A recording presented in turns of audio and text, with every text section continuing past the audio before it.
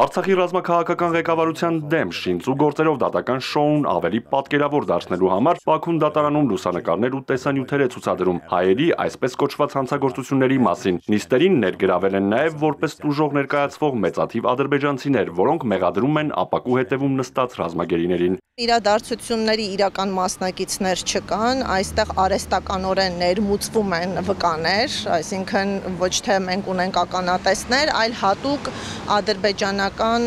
ծառայությունների կողմից վերապատրաստված անձինք, որոնք ներկայանում են որպես վկաներ։ Այս պարագայում Ադրբեջանը բոլոր այն հանցագործությունները, որոնք կատարել է Արցախի բնակչության նկատմամբ, հայելային շրջել է եւ դրանց պատասխանատվությունը փորձ է անում դնել հայ ղեկավարների, այդ թվում Ռուբեն Վարդանյանի վրա։ Ռուբեն Վարդանյանի ընտանիքի ներկայացուցիչ միջազգային իրավական թիմի անդամ Սիրանուշ Սահակյանը մեղադրանքի մի մասը ավելի քան 200 էջ ուսումնասիրելուց հետո ասում է, Վարդանյանի դեմ մեղադրանքները քաղաքական շարժառիթներով են, իրավական հիմք չունեն, կոպտորեն խախտում են միջազգային իրավունքի նորմերն ու արդար դատաքննության սկզբունքները։ Պարոն Վարդանյանի գործունեությունը Արցախում արդյունք է եղել հենց ադրբեջանական ագրեսիայի եւ հենց մարդասիրական խնդիրներով պայմանավորված ունեցել է ներգրավվածություն, այո, զբաղեցրել է նաեւ կարևոր պետական պաշտոն, այդ պաշտոնում նաեւ փորձել է միջազգային հնչեղություն տալ խնդրին եւ միջազգային ներգրավվածությամբ կանխել այն ամենը, ինչը մենք տեսանք։ Այնտեղ տեղ են գտել նաեւ ձևակերպումներ, որոնք վկայում են այն մասին, որ պատժում են հենց հայ լինելու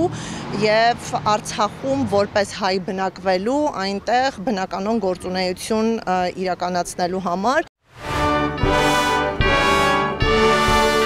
Հոդվածներից մեկով Բաքուն Վարդանյանին մեղադրում է Ավրորա մարդասիրական նախաձեռնությունը կազմակերպելու համար։ Մեղադրանքը զավեշտ է, ասում է իրավապաշտպանը, քանի որ Ավրորան միջազգայինորեն ճանաչված է որպես մարդասիրական նախաձեռնություն, որն օգնություն է տրամադրում աշխարհում տարբեր ճգնաժամերից տուժած անձանց։ Այստեղ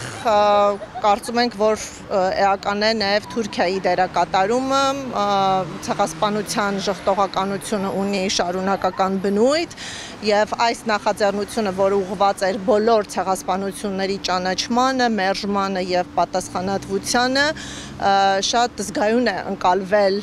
եղբայրական Ադրբեջանի կողմից եւ հենց այս նախաձեռնության շրջանակում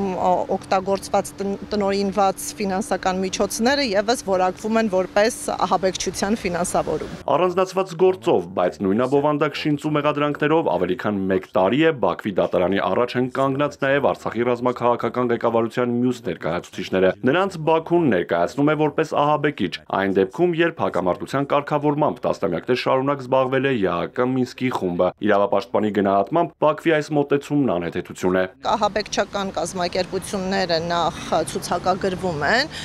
եւ այստեղ արգելված է պետական կամ միջազգային կառույցների ֆինանսավորում, մինչդեռ Արցախի հանրապետությունը հասկանալի է, որ ստացել է ֆինանսական աջակցություն նաեւ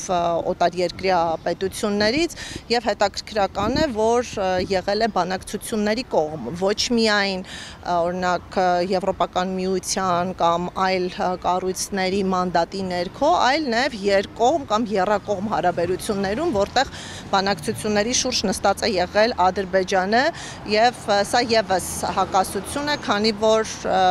ահաբեկիչների հետ չեն բանակցում։ Ինչու միջազգային հանրությունն ու իրավական կազմակերպությունները միջազգային նորմերը խախտելու համար պատշաճ ու ինտենսիվ ճնշում չեն գործադրում Բաքվի վրա։ Ըստ իրավապաշտպանի, պատճառները քաղաքական են, պակաս կարևոր չէ Հայաստանի արտաքին քաղաքականությունը։ Չմոռանանք, որ Հայաստանի իշխանությունները եւս միջազգային իրավունքը չհարգելով, միջազգային իրավունքի ձևակերպումները չհասկանալով արձանագրումներ են կատարել, որ Արցախը Ադրբեջան է եւ սա չի կարող իր հետևանքը չունենալ միջազգային երկկողմ կամ բազմակողմ հարաբերություններում։ Միջազգային որոշ ճնշումներ կան, բայց ամբողջ ներուժն օգտագործված չէ, ասում է իրավապաշտպանը։ Միայն միջազգային ինտենսիվ ճնշումները մեծացնելով կարելի է արդյունքի հասնել ու վերջ դնել դատական այս ֆարսին, որը հատվածաբար միայն ադրբեջանական պետական լրատվամիջոցներն են լուսաբանում։ Արթուր Հակոբյան, Ալեքսանդր Կիրոյան, Էպիկենտրոն։